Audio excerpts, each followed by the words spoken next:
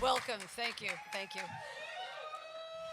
So this is going to sound kind of simplistic in general, but it has always completely seeing gay men have babies has always killed me for some reason, especially when it's a natural childbirth. Okay, no, just kidding. But it always has been, okay, let me start with this.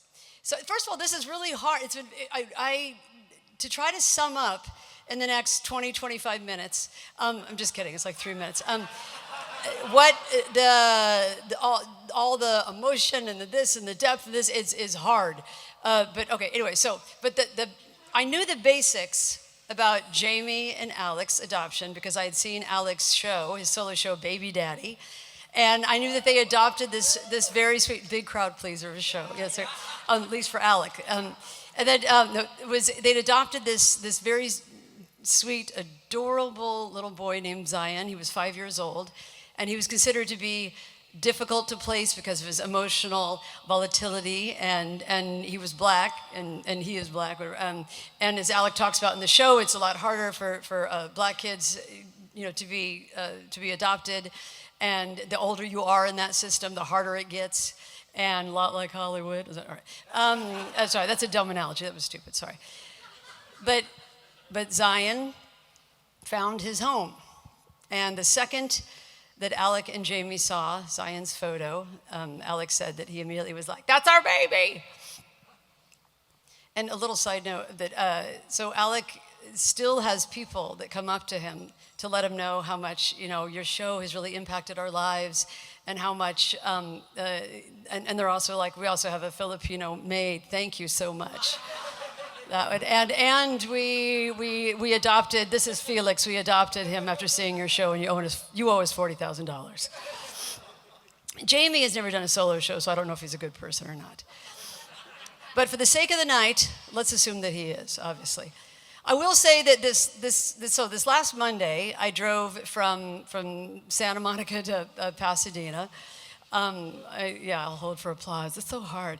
And Jamie made this incredible charcuterie board, and I'd gone over to see them because I'd wanted to hang out with them. I knew them, but I felt like I didn't know them. Like I didn't know. I knew sort of the optics of the Christmas cards, and I'd seen that, and I'd known them for a while, but I had never gone like real deep.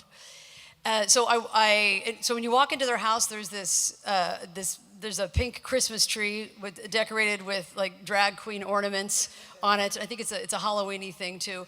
And then in Zion's room faces out over this beautiful like fruit grove, and all the trees are like heavy with fruit. The bounty is in. It's a beautiful, beautiful little backyard. In the bathroom, there's photos of Carol Channing and Michelle Obama. And Carol's next to the toilet, and Michelle is over the sink. So this is a house of love. And so I hung up with them about 3 or 4 hours or so, or 5 hours. I don't remember. And because time definitely, I actually really don't remember because I spent the whole time. Usually I'm a very chatty listener, but this time I just sort of sat there just like a piece of salami the whole time, just completely. I don't know, overwhelmed, and it was super emotional. Basically, I don't want to go into all the details about Zion's story, but Alec and Jamie are some of the most incredible humans I think I've ever met. They are, well, of course, I live in Santa Monica, so I don't know many good people. No offense to, of course, but these very special little bags of love. There's a better way to put it. Sorry, bags of. They never ever stopped pushing and fighting for Zion. They were able to provide Zion with I can't even tell you the scope of the things that they have done, and the sacrifices, of course, that they made. But they made absolutely sure that Zion never was going to feel alone or unloved. And also these bitches were not going to stop no matter what the obstacles were, the money and the fighting for resources, etc. And also Zion had a lot of support from a lot of drag queen aunties, because one thing for sure, that they, and I was thinking that when they were talking, that I also kept thinking when they were talking, somebody ought to give them a word. And I was like, oh, that's been covered, that's fine. But the one thing about the LGBTQ plus community is that y'all are resilient, and that was so clear when I'm hearing their stories. So Zion really scored, and I hope you could see a picture of him too, because as soon as you see him, you're like, oh my God, he's, and this is a little side note, I don't want to make it about me, but that I'm adopted, and my mother who adopted me, adopted mama, I called her, was petrified of me the whole time growing up. If I did anything, if I laughed too loud, she was like, seizure! Like everything scared her about my behavior. And she was so like, in her defense was always just like, well, we don't know what happened to her before she got here. They could have dropped her or something right before they brought her out to us, and just quickly picked her up and try to brush her off, and off she goes. It's okay to bash on straight parents, right? There were so many. Oh, I already said that. Sorry.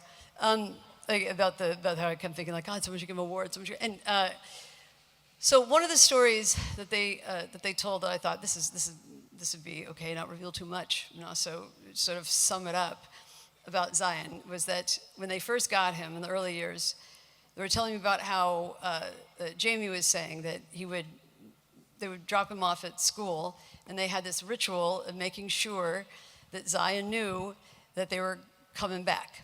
And he would tell Zion, I'm going to be right here at 2 o'clock. I will be back. We are coming back. You do not have to worry. We will always come back to get you. They always found Zion, and they always brought him back, and they will always will. And yeah, thank you. Thank you, Alex, sister. It is a thing. Well, okay. Again, I feel like I'll never be able to, how can I truly, and, but also, another little quick aside, that my birth mother, when I first met her, her big joke was, every time she got up to leave the room to go to the bathroom or whatever, she was always like, I'll be right back, and this time I mean it. Which I was always like, ha, ha, ha, ha, ha, ha. That's hilarious. So, we sat there, and they're telling me all these stories, and suddenly I'm seeing these two humans that I've always loved. I thought they were funny and hilarious and just, sweet people, suddenly turn into such I just felt pretty, fell in love with them, and fell in love with their family that they fought so hard to make, and felt that Zion, so lucky to find them, and they're so lucky, of course, to have found him. And they would, as we were talking, they would get out their phone to show me pictures of him, and they'd be like, oh, don't look at that picture, not that one. Like, all right, go ahead. There's a lot of that. Well, today, Zion is 19 years old, and he is, that's right, he's 20. Oh, I'm so embarrassed. Can I start all over again? He's 19 years old. He is starting to live his life as a young musician. He lives independently. And he calls daily, both of which, according to Alex, is just a dream come true.